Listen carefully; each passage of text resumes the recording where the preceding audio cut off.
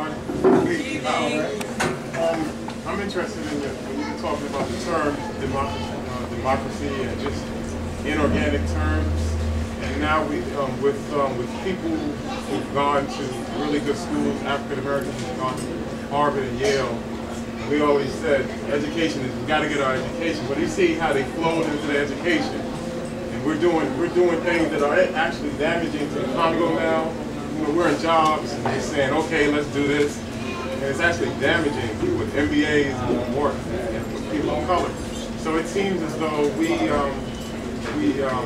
have to go to an organic term of just what's right. I don't know what that term might be, but we're so into black this and black love, and in fact we have to rise above that and do what's right. I don't know what do you think about that? Well, my position is human rights for human beings, right? And our struggle as Africans develops from the fact that as human beings we haven't been done right, and we haven't received our human rights.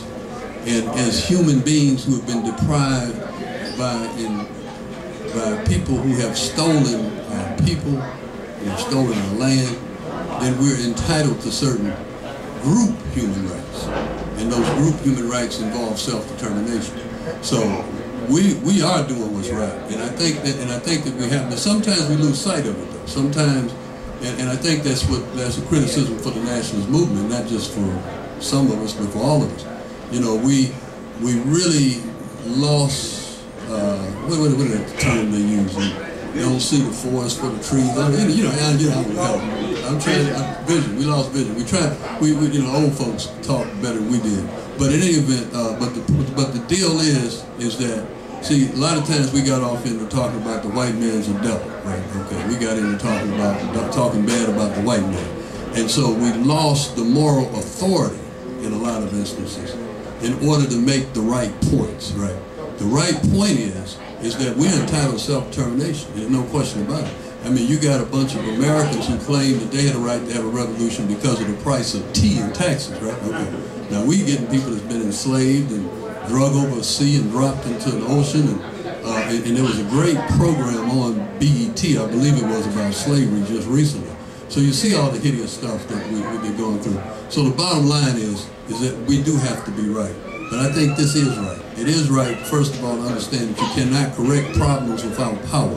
And so we have to talk about the formula for power, the formula for power for our people, so we can assert ourselves and put ourselves in proper perspective in the world. So that's the way I would explain that. But that's an important question. We get confronted with that in Mississippi all the time. You know, our people want to be right. You know, I mean, even though they suffer, you know, some of the poorest and most oppressed people want to be right.